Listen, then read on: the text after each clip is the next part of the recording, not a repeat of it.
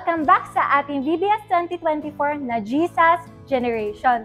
Tayo ay nasa third day na. Ako nga pala si Teacher Kirsten, ang inyong song and dance teacher sa araw na ito. Ang pamagat ng ating kakantahin at sasayawin ay To Obey.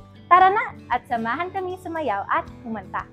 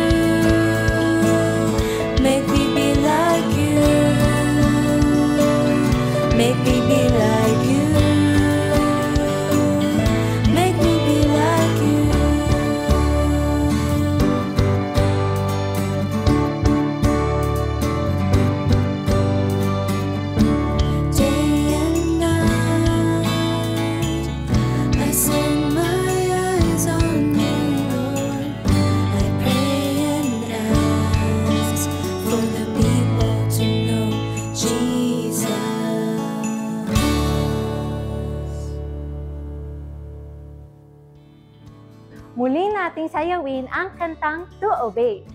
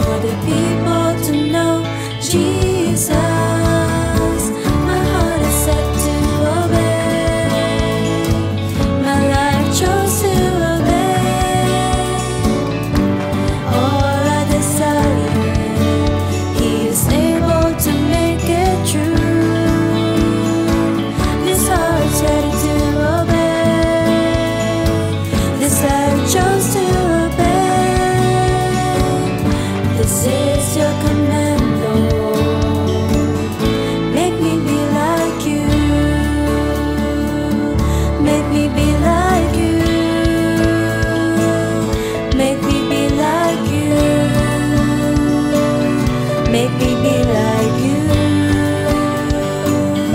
Make me be like you.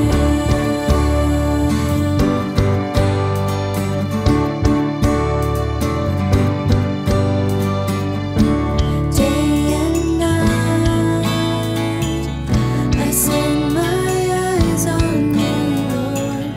I pray and ask for the people to know Jesus.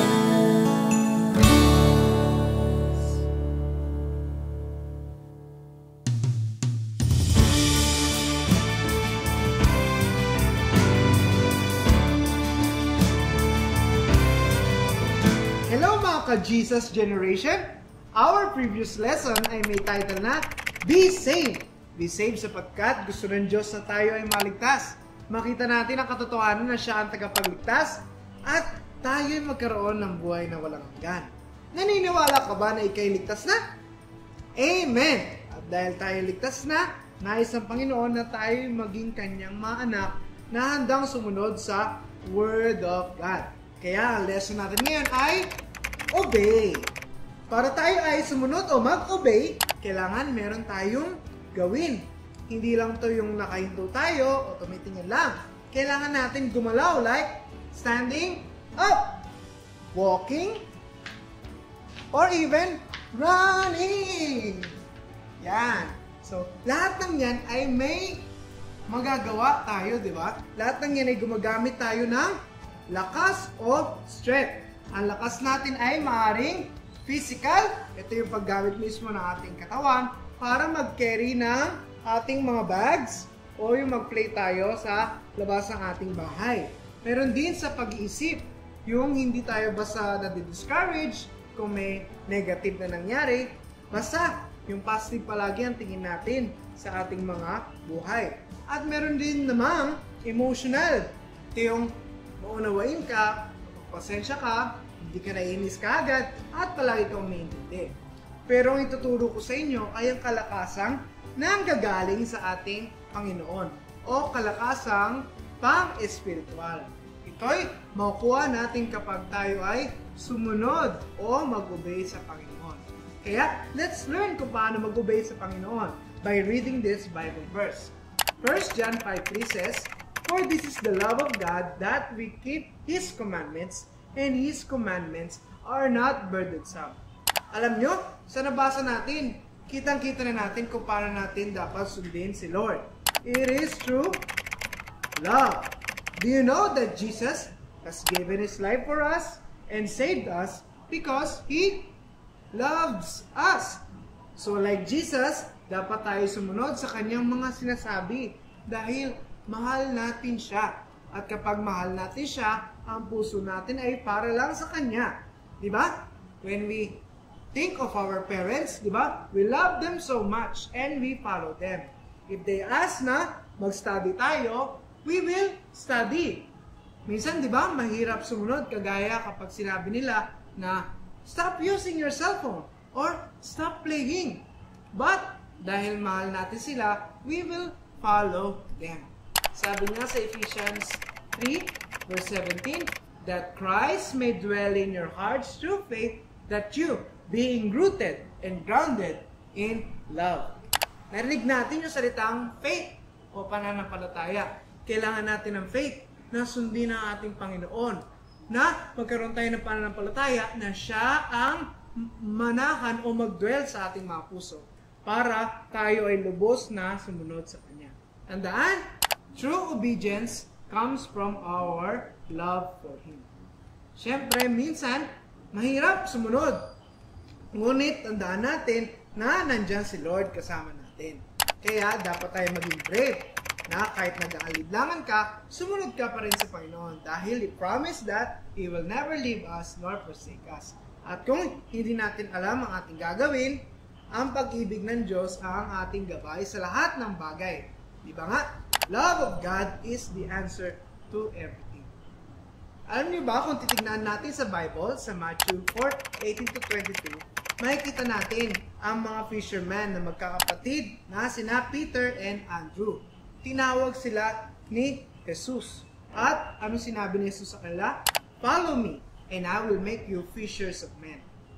Anong ginawa nila?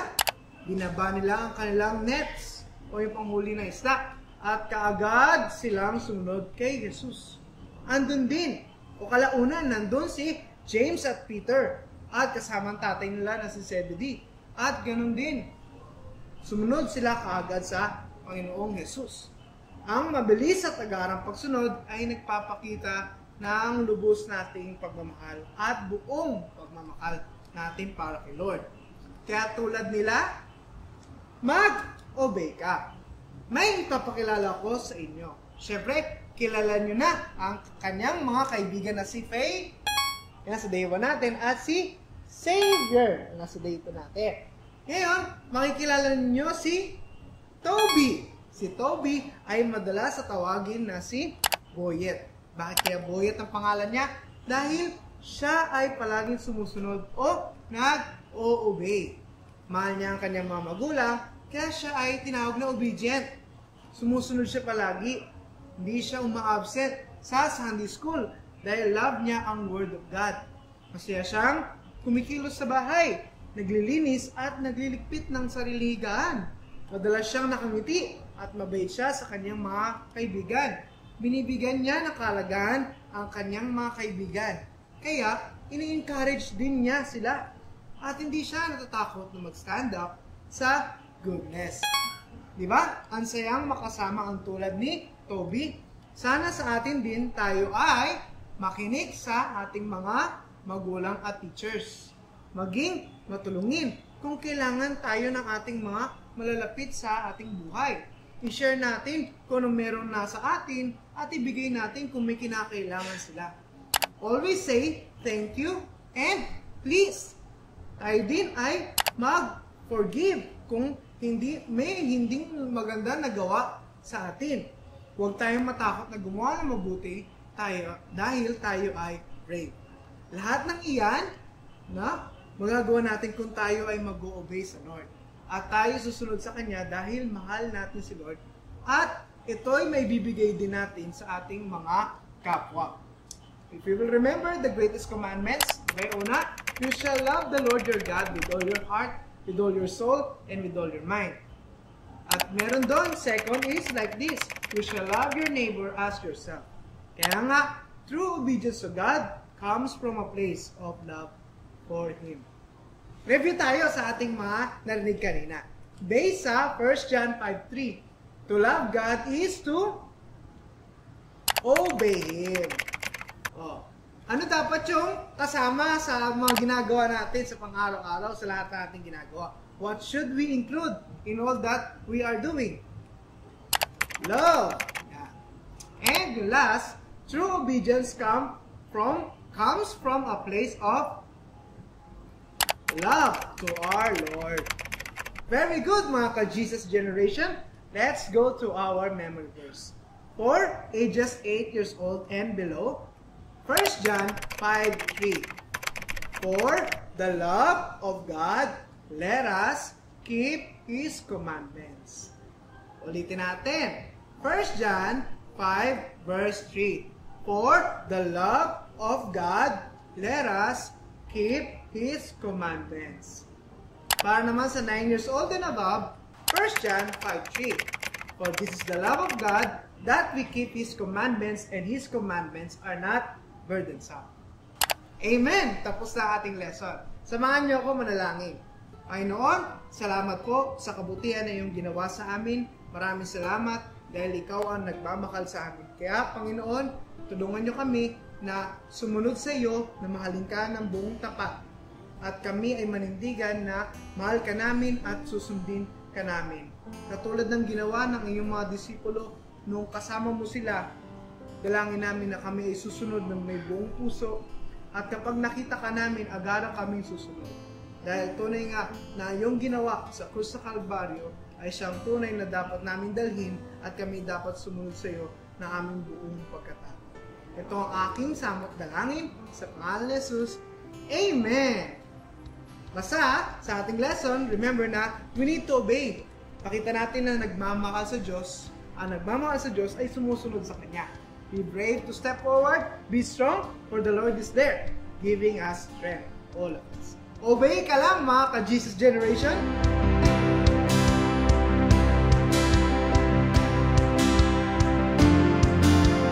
Hello kids! Ako si Teacher Marcus, ang inyong craft teacher sa pangatlong araw ng ating VBS. Palakpakan natin ng Lord at tayo nga ay day 3 na sa ating pag-aaral. Kayo ba ay maraming natutunan sa mga nakalipas na 2 araw? Sino nga yung character natin noong unang araw? Tama, si Faye. Yung second day, tama, si Xavier. At ngayon nga, nakilala natin si Toby. At ang pinakatema sa ating araw na ito ay obedience. Ano kaya yung pwede nating gawin para makatulong sa atin na sundin at gawin yung mga inutos at dapat nating gawin? Alam ko na mga bata, pwede tayong gumawa ng to-do list board. Kaya naman, ihanda nyo na ang mga materials na ating kailangan. Kakailanganin natin ng cardboard, colored papers, colored pens or coloring materials, scissors, glue, and scotch tape. Kung ready na ang inyong mga materials, pwede na tayong magsimula. Ang una nating gagawin ay ang post-it notes. Kumuha ng colored paper, depende sa inyo kung anong kulay at gaano kalaki ang gusto ninyong gawin. Sa pagkakataong ito, pwede kayong mag-draw ng lines or mag-fold para may pattern kayong susundan sa paggawa ng post-it notes. Sa aking gagawin, sa isang buong colored paper, tutupiin ko ito sa 3 lengthwise.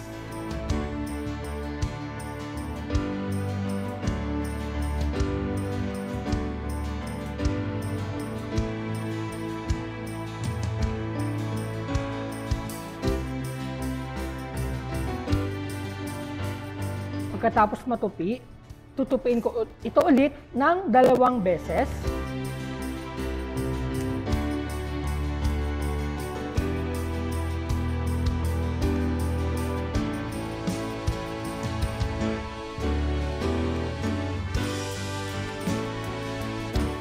Hanggang sa makabuo ako ng ganitong kalaking size.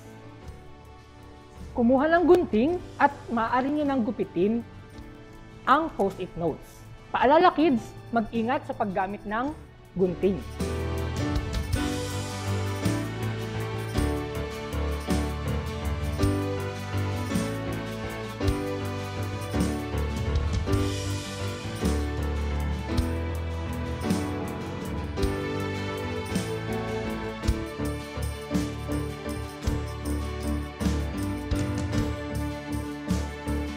Ayan, nagupit ko na yung mga post-it notes. Pero pwede din kayo ulit gumawa ng iba pang color at sizes, katulad nito. Ngayon ay itabi muna natin ang mga ito. Ang susunod natin gagawin ay gagawin natin yung ating to-do list board. Ihanda natin yung board or folder kung ano man yung meron kayo dyan. Sa bandang itaas ng ating cardboard, isusulat natin dito yung to-do list for. Sa bandang gilid at mag-leave kayo ng space dito dahil maglalagay tayo dito ng isang post-it note. Gamit ang inyong mga coloring materials at iba pang design materials, pwede nyo itong pagandahin ayon sa inyong kagustuhan. At pwede na tayong magsimula.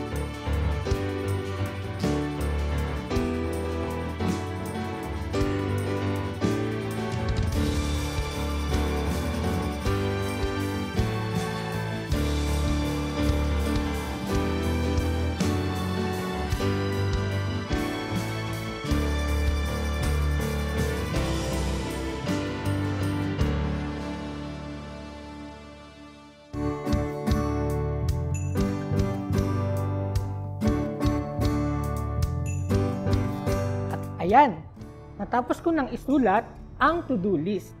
4. Ngayon naman, gamit ang glue, ididikit natin ito sa bandang itaas ng ating board.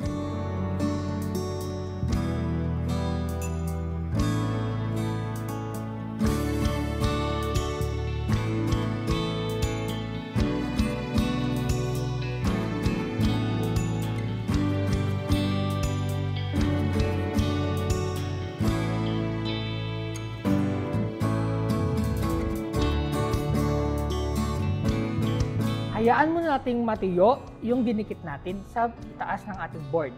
Ngayon naman, kuhain natin yung mga post-it notes na dinupit natin kanina. At kumuha rin tayo ng scotch tape. Gagamit lang tayo ng scotch tape para hindi masyadong madikit at pwede nating itong maalis sa ating board. Pumutol ng higit sa 1 inch ng tape. At pagkatapos, ididikit natin yung dulo sa kabilang dulo ng tape at makakagawa tayo ng small loop katulad nito. At idikit natin ito sa post-it note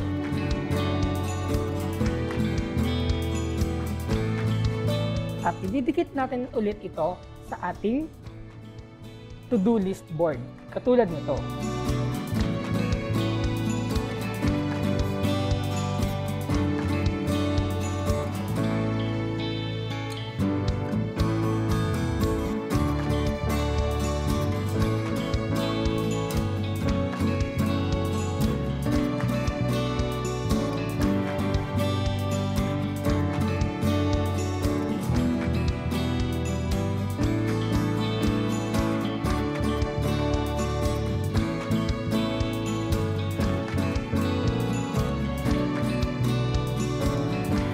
Ayan.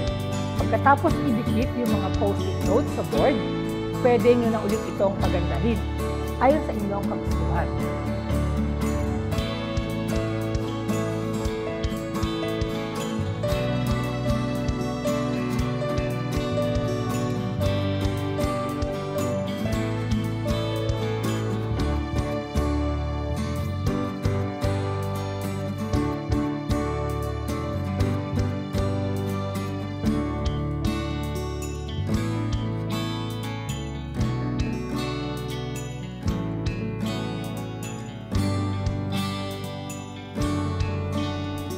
Ayan. Pagkatapos nyong pagandahin ang inyong to-do list board, pwede nyo nang isulat dito kung ano yung mga gusto nyong gawin para sa araw na ito or pwede ding next week or sa weekend, ganon.